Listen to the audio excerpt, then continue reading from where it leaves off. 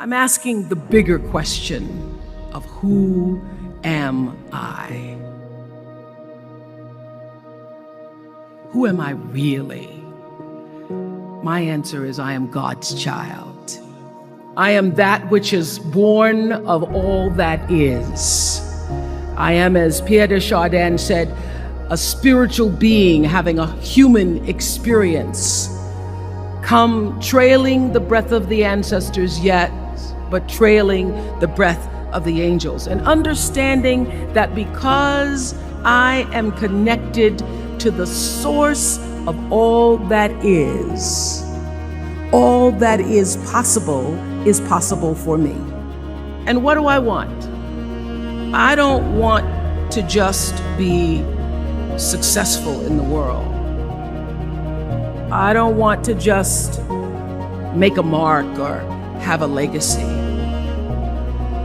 The answer to that question for me is I want to fulfill the highest, truest expression of myself as a human being. I want to fulfill the promise that the Creator dreamed when He dreamed the cells that made up me. What do I want? You must have some kind of vision for your life. Even if you don't know the plan, you have to have a direction in which you choose to go. I never was the kind of woman who liked to get in a car and just go for a ride. You want to be in the driver's seat of your own life, because if you're not, life will drive you. Knowing who you really are in this space and time that we embody. That's number one. What do you want? Who are you? Number two, you must find a way to serve.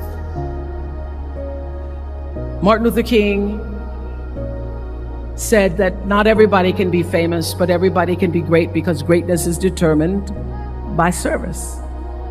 Now, we live in a world where everybody wants to be famous and where we admire people for just being famous. We think being known brings us value.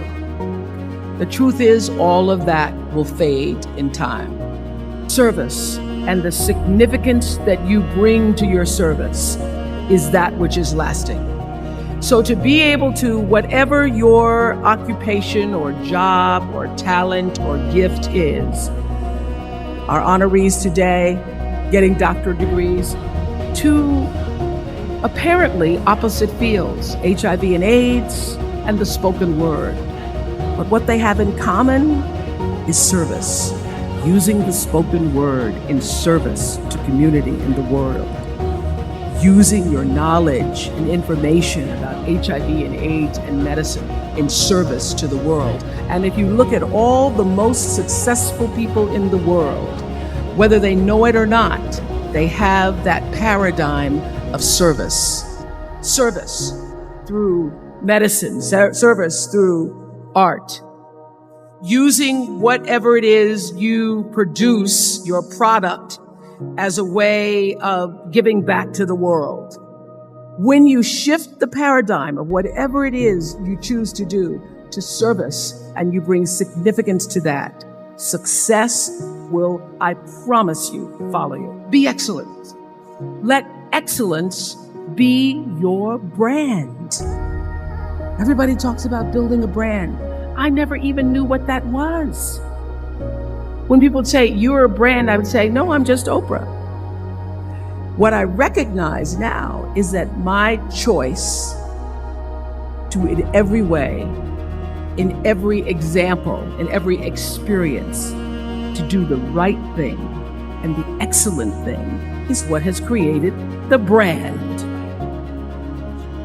Years ago, I did an ad for Revlon for an ad they were doing called Unforgettable Women. And what I know is that when you are excellent, you become unforgettable. People remember you. You stand out. Regardless of what it is, you become an unforgettable woman. And that is what we all want. We want to be unforgettable and not forgettable.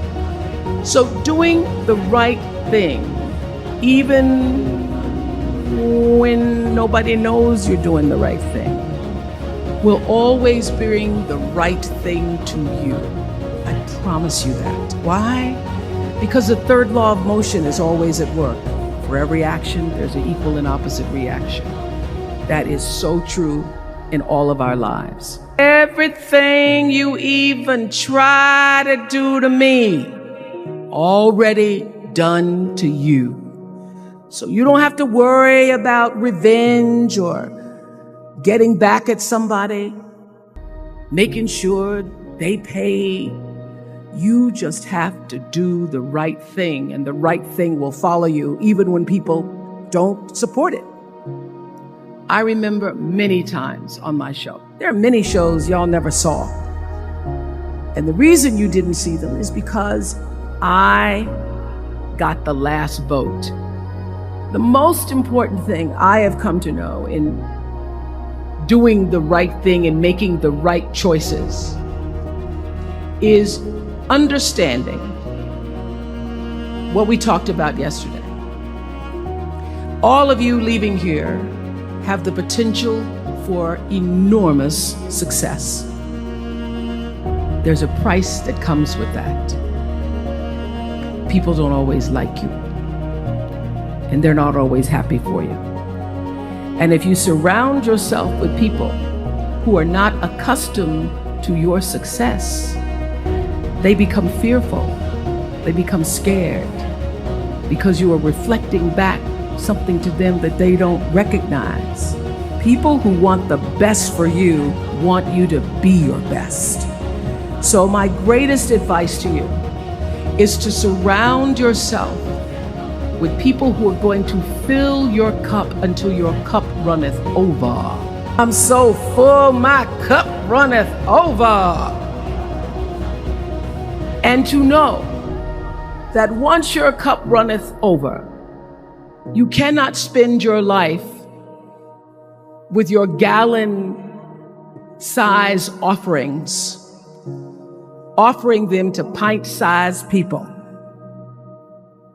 You have got to surround yourself with gallon-sized people who can hang in the same company with you, so that you're not offering your gallons to those little pints out there who can't hold it anyway.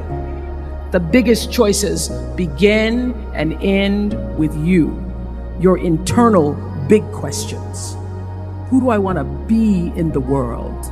My relationship to source energy, to all that is God, your experience of that which is all life, which is divine and universal, being connected and aligned with that. When you are tuned in and charged into that, whenever you feel empty, you go inside yourself and you connect to the source, and you know that all things are possible.